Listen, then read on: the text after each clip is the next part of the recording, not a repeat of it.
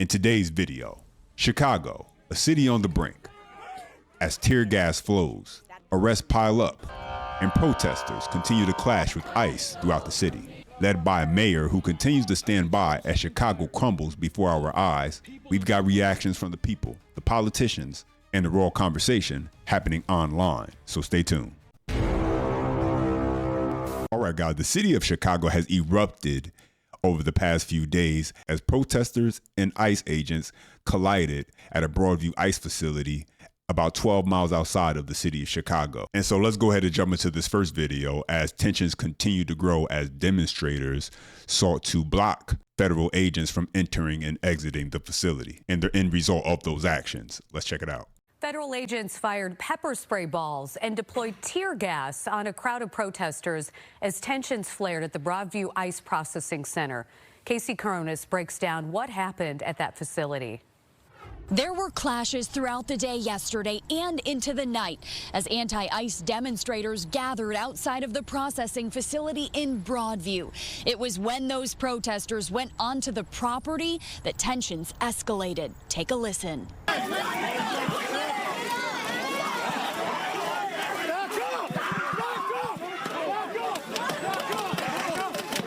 As you can tell, there were several points yesterday where commotion unfolded outside the facility. It's where individuals who are detained by ICE are taken for processing before being moved to other facilities. And it's when the gates to the parking lot have opened that protesters try to block vehicles from coming or going. At one point yesterday, over the loudspeaker, federal agents announced that those who were obstructing their way could be arrested. And we have learned that several protesters were arrested yesterday, some of them released with citations.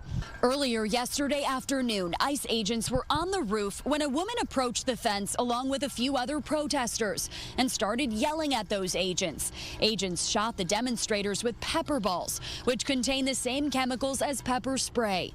Federal agents then came out of the parking lot where the woman got into a scuffle with them. She was thrown onto the ground, and as agents crossed the street, moving protesters further away, the woman reached up and grabbed the mask of one of the ICE agents.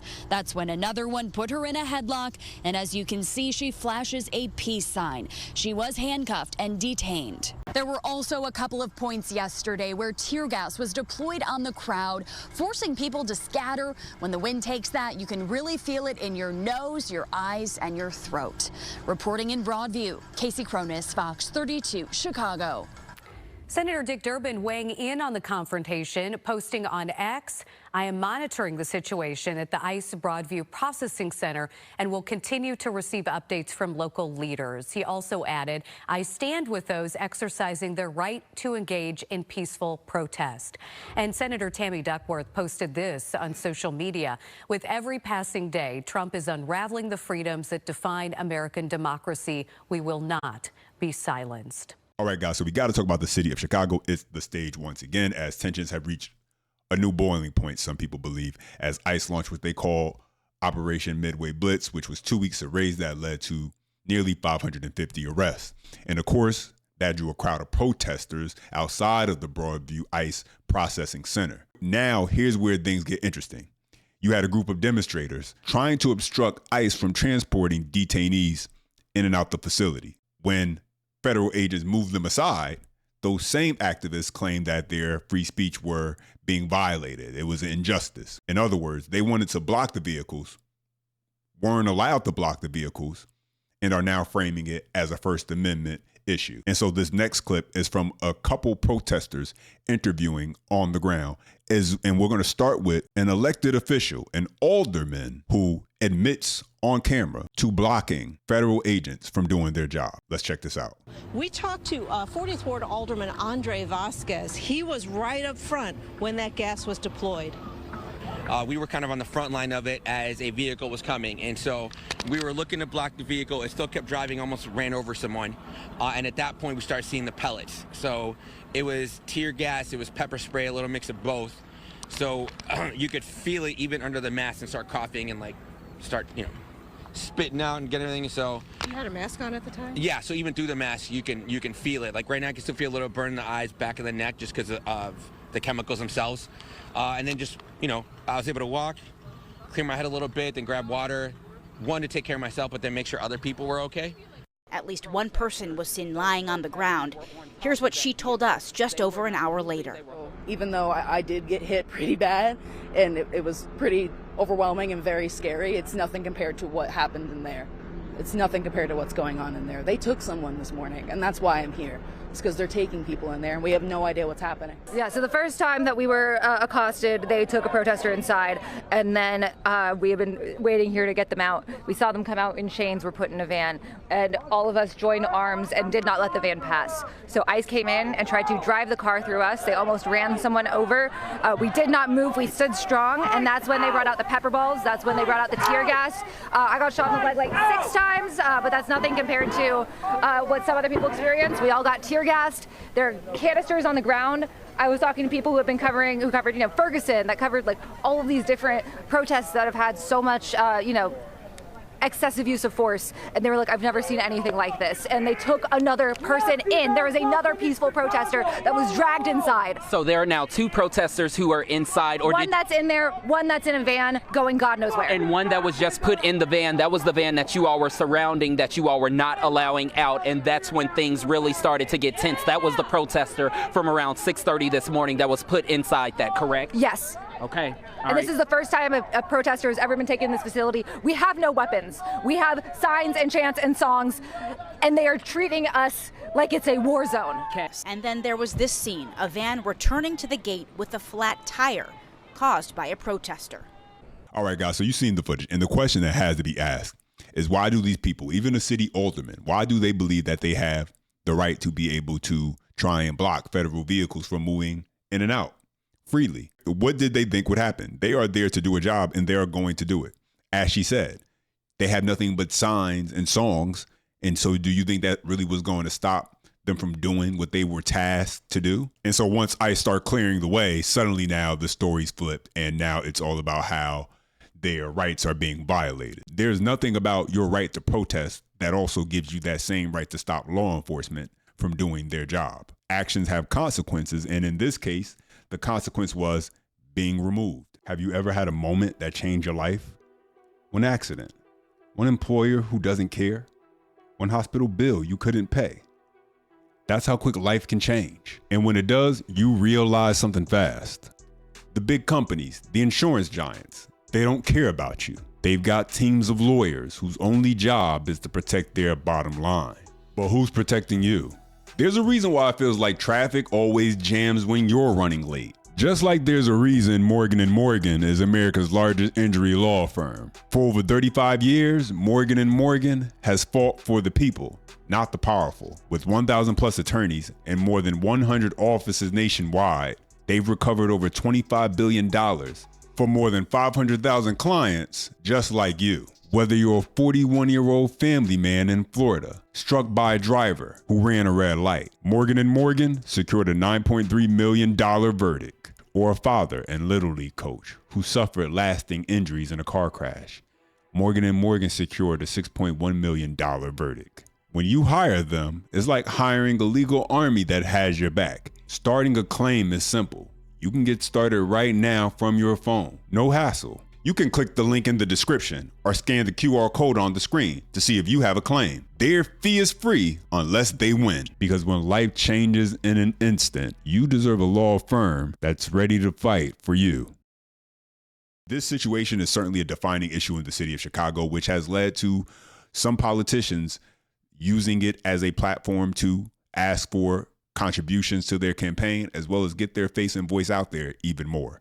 Let's check this out. The Broadview ICE processing facility has become a flashpoint for clashes between protesters wanting to see this building shut down and federal agents doing their job. It is also now regularly attracting politicians and those running for office. Dozens of demonstrators once again descending on Broadview, raising concerns about the ICE facility there being used for more than processing immigration detainees, but instead, they say, turning into a temporary detention site. Clashes ensued when protesters blocked vehicles from coming or going from the facility, prompting federal agents to disperse the crowd with tear gas and what were believed to be pepper bullets. In the crowd, Two candidates for Illinois' 9th congressional district seat, Kat Abu-Ghazaleh, posted this video and then fundraised off it after she was removed and tossed down by ICE agents while trying to block a departing vehicle. She said it's not about the publicity, but about doing the right thing and protesting. Fellow candidate Daniel Biss, the current mayor of Evanston, posting how he was among those tear gas during the same confrontation. They are trying to intimidate. They're trying to demonstrate domination and violence to scare people out of nonviolent protest. And nonviolent protest is the only way through, so I will not be intimidated. Lieutenant Governor Juliana Stratton, who's running for Senate, also among those attending the demonstration. She left before the tear gas. So I'm here to stand with Illinoisans who are protesting peacefully and to make sure that I let them know that I stand with them. This is my city, that's right. Earlier this week, State Senator Karina Villa, who's also a candidate for Illinois Comptroller, posting this video that went viral of her chasing off ICE agents in West Chicago. She then sent out this fundraising text, which came to the attention of the DuPage County Republican Party. And it really begs the question, was she really trying to, achieve something on a policy level by acting that way, or was she just gaslighting and trying to monetize a situation for herself? And then there was 7th District congressional candidate Felix Tello gathering petition signatures at this morning's demonstration. I'm not ashamed of that.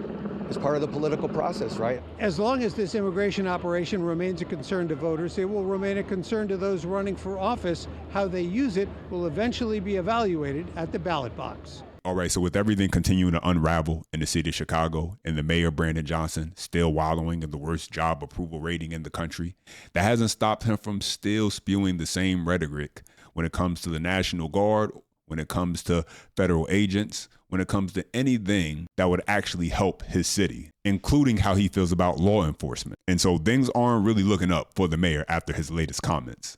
Check this out. Well, members of Chicago's law enforcement community are taking offense with a comment made by Mayor Brandon Johnson. Earlier this week, he said in part, quote, jails and incarceration and law enforcement is a sickness. CBS News Chicago investigator Megan DeMar joins us live now. The comment sparking outrage online and in the Cook County State's Attorney's Office, Megan. Right, Erica. The Cook County State's Attorney told me she was deeply offended by that statement. Some argued that Mayor Johnson's words were taken out of context, so we asked him today to clarify exactly what he meant. During a press conference on Tuesday, Mayor Brandon Johnson was responding to a question about how to make Chicagoans feel safer in their communities. The fact of the matter is we are driving violence down on this city, and we're using every single resource that's available to us. Jails and incarceration and law enforcement is a sickness that has not led to safe communities. Hoping to clarify what Mayor Johnson meant by law enforcement is a sickness, we asked him today. The people who heard my statement, they know exactly what I meant and what I'm talking about. They're using this moment to politicize, to justify their own insecurities. I'm not going to stand for it, I'm not going to take it, and neither will the residents of this fine city. Johnson explained that, quote, the addiction of jails and incarceration is one that we have to wean ourselves off of.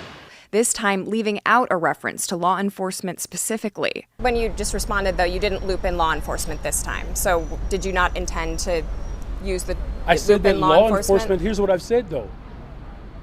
Law enforcement alone does not keep communities safe.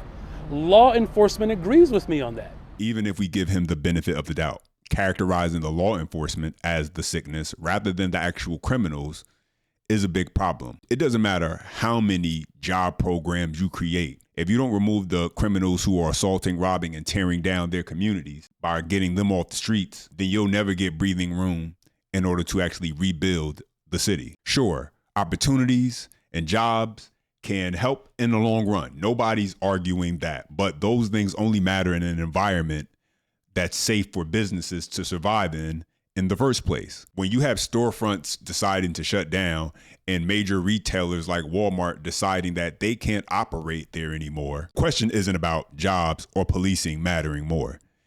It's which one has to come first.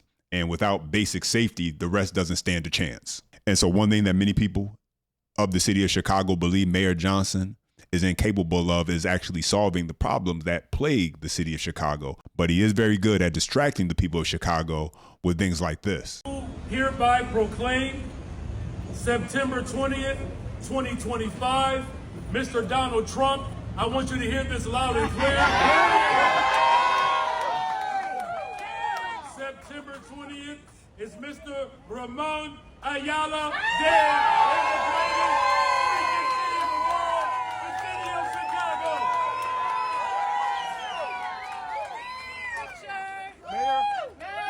Mayor, look at here. Su legado realmente va más allá de la música. Representa el orgullo, la tradición y la resiliencia de la comunidad mexicana.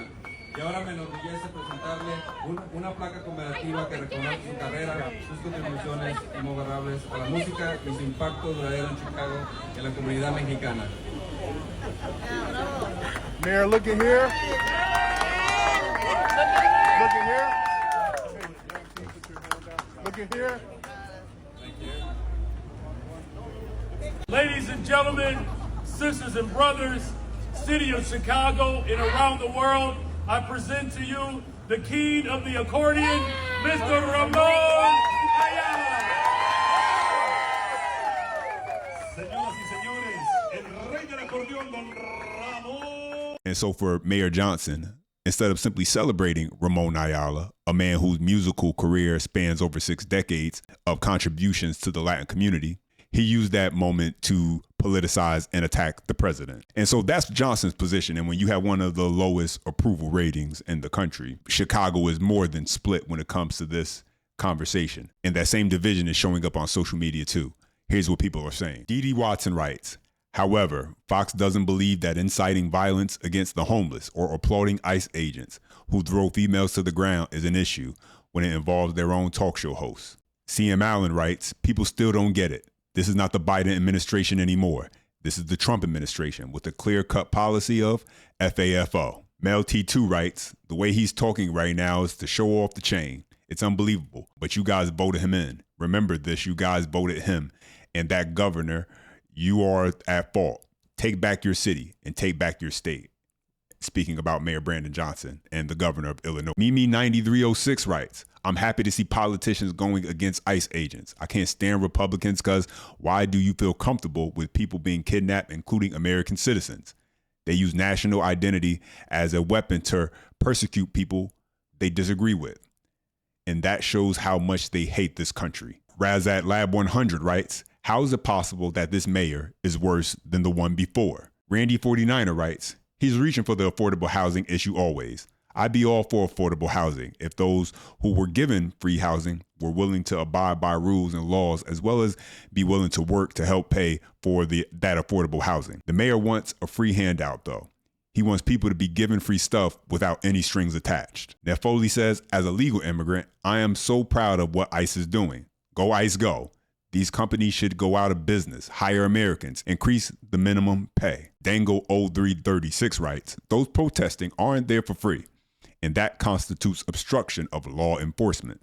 The government needs to go after those who fund these protests. E1 Corona says, thank you, beautiful people. Immigrants have help in times of need, like hurricane, tragedy, wildfires, floods, etc. Pay taxes, contribute with the economy. Why the hate? Why? And Matt writes, y'all are crybabies, making assumptions on no context and saying sue. You can't tell anything on what happened beforehand, and y'all must not know all like you think you do. They are federal agents, not your average officer. They go by different guidelines. Same thing with military. We have different set of laws on base. Y'all don't know a thing and want to speak on everything. Also, if you don't want to be thrown, get out of their way. Just saying, you can protest as long as you're not obstructing what they're doing. From what I can gather, she put herself in that situation and they wanted to play victim. Listen, at the end of the day, a majority of the people in the city of Chicago voted for Mayor Brandon Johnson. And so now they're getting what they voted for. If they want to see change, if enough people want change to occur, it has to start with the leadership. Anyway, guys, as always, I appreciate when you guys take the time to tune in. If you enjoy any part of the content, smash the like button for more, subscribe to the channel. And as always, until next time.